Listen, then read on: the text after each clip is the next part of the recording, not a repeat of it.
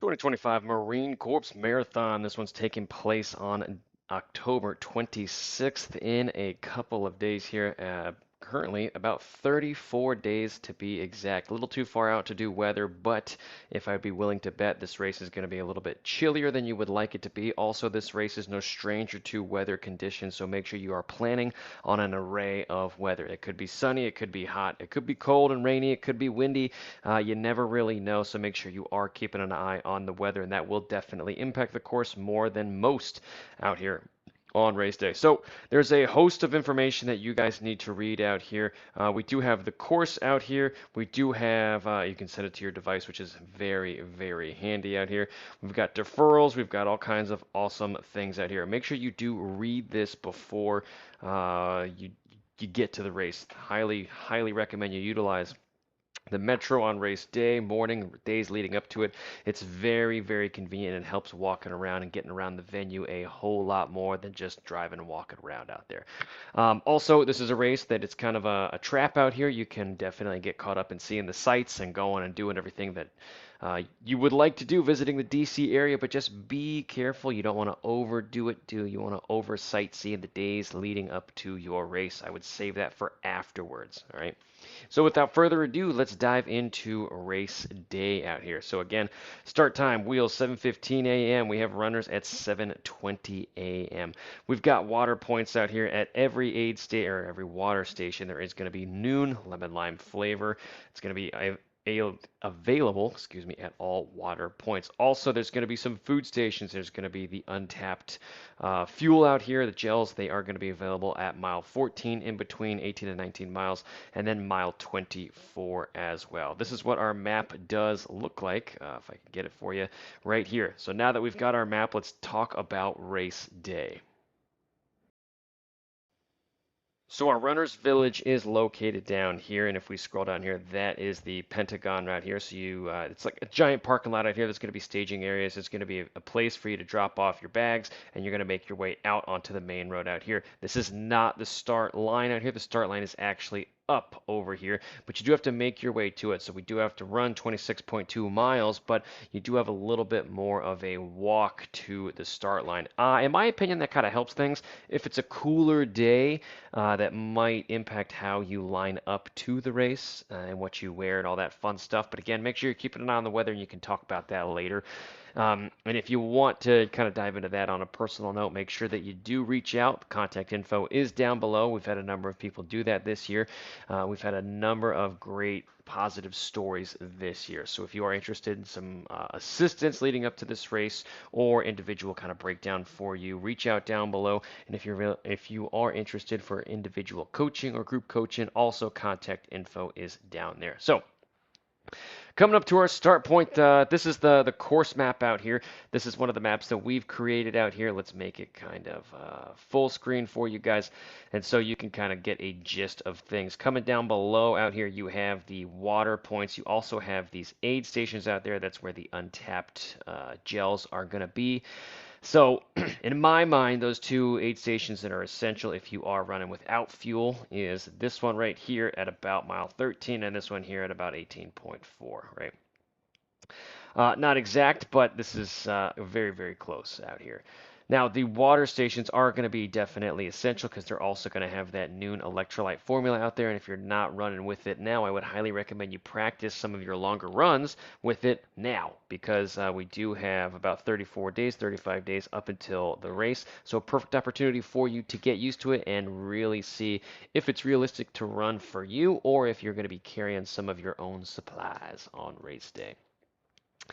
Now, how do we attack this race out here? So, the first part that we're talking about here is obviously the start line out here.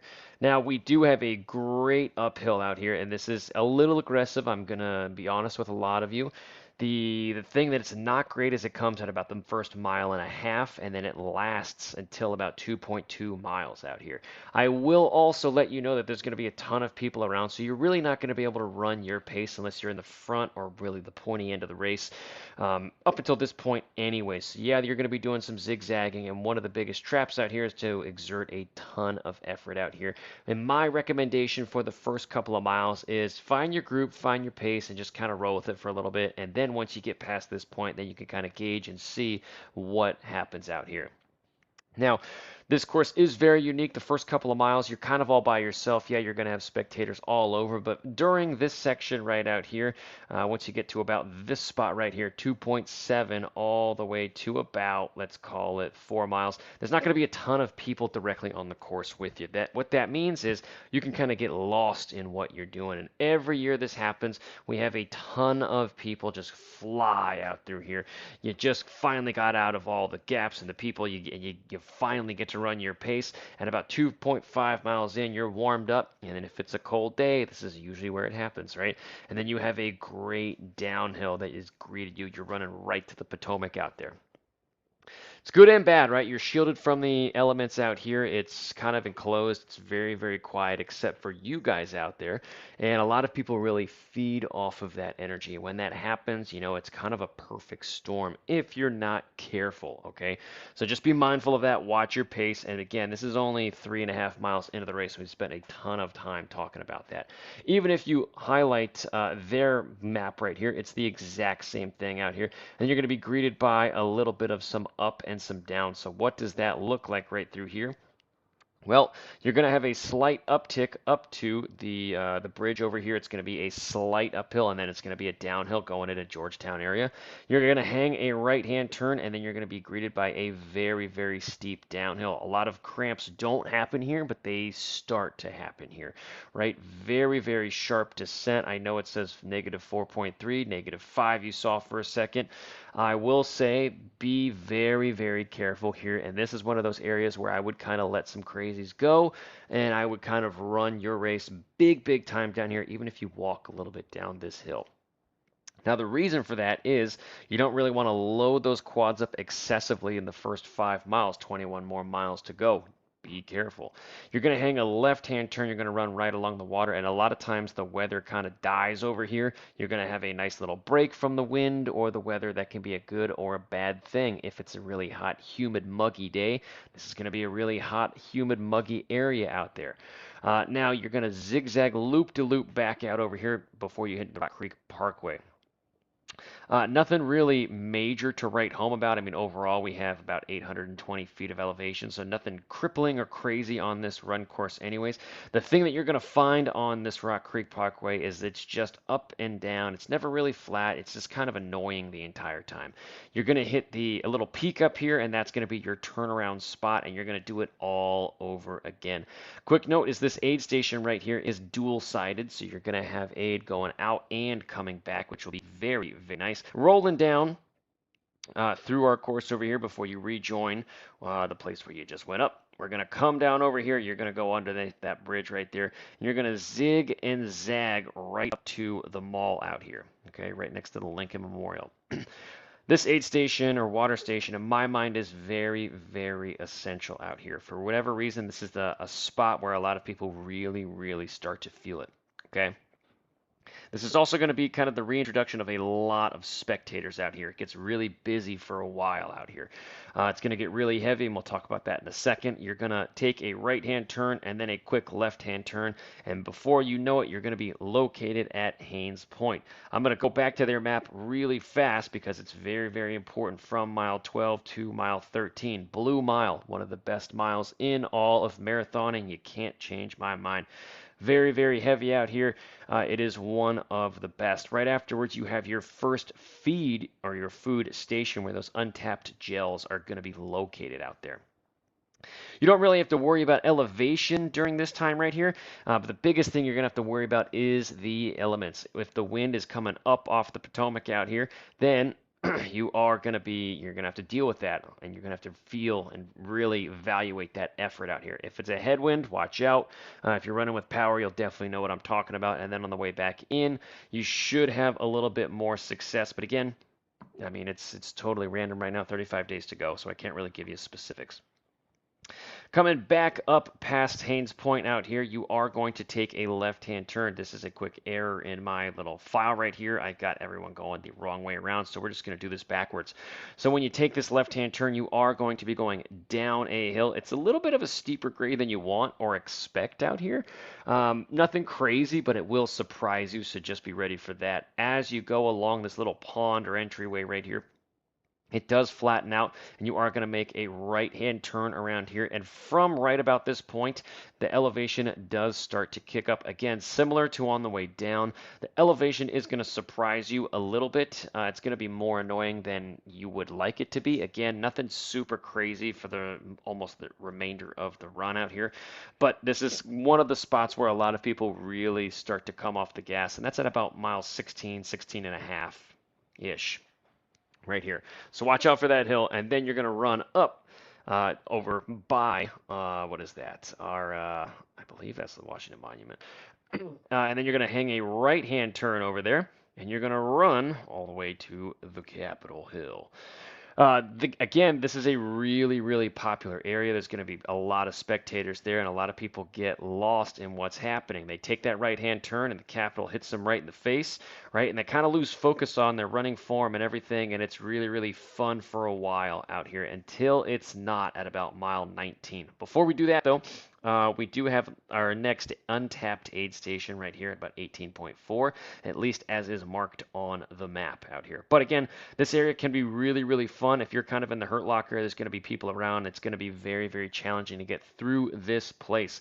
Once you take this left-hand turn, the spectators kind of die out a little bit because you're running on the highway, right? And this is a little bit of a new section out here this year. We're running over here. This bridge is notoriously difficult, notoriously windy, so be very, very careful there, all right? As you continue onwards out here, we do have a little parking lot run, little scenic route that we are running out here. I can't give you specifics on that. It does have a little bit of a dip and a rise out here in terms of elevation. I've never personally run that. This is going to be more annoying than anything. If we switch to our little satellite mode out here, you can see exactly what I'm talking about. It's going to be very, very tight out here, and it's just a loop-de-loop like that. So again, more annoying than anything else, really. So you just got to get through that, put your head down, and just kind of ignore it. If I were you, I wouldn't even look at the other side. I would just focus on where you're going and just ignore what is happening right here. And that's going to be a great little just uplift out here. Once you progress out here, we're at about mile 22 down here, if I can get my cursor back. At about mile 22, we're welcoming you to Crystal City through here. Again, you are going to have to do a slight uphill out of the Pentagon area. And in Crystal City, you are going to be experiencing some slight soft rollers out here. Again, very, very soft. Picture this kind of like false flat. They're going to feel a lot harder than what they actually are. You do have another little loop out through here before you start heading back to the Pentagon up here. This is another difficult section, not because of terrain or anything, but just mentally. You're taking a lot of turns. You got 1, 2, 3, 4, 5 turns in a very short time, and then you start rolling around. A lot of people get a little bit of a motivation when they hit this left-hand bend up here because you can really start to see the Pentagon and everything else along with it. Again, this is an area where there's going to be some people, not a ton of people out there, before you are going to be going on to that little walkway that you did at the very beginning of the day. That's the staging area that everyone was in the morning, and this is our last water station coming at 25.2 miles. A lot of athletes skip this aid station and regret it, so make sure that you do pull some water or pull some noon, whatever you need at this aid station here. Highly, highly recommend you do not skip this aid station. Once you get out over here, it opens up, and it's going to be a weird experience. There's not going to be a whole lot of spectators again before there's going to be everyone right through here. And that's our Marine Corps Marathon 2025. Again, if you want specifics for you, make sure you do reach out. Highly recommend it. I always like to say this is one of my favorite marathon courses out here. Very underrated one. The Blue Mile, like I said, it is one of my favorite miles of all time. One of the best in the running sport. So good luck, everyone, to this year's 2025 Marine Corps Marathon.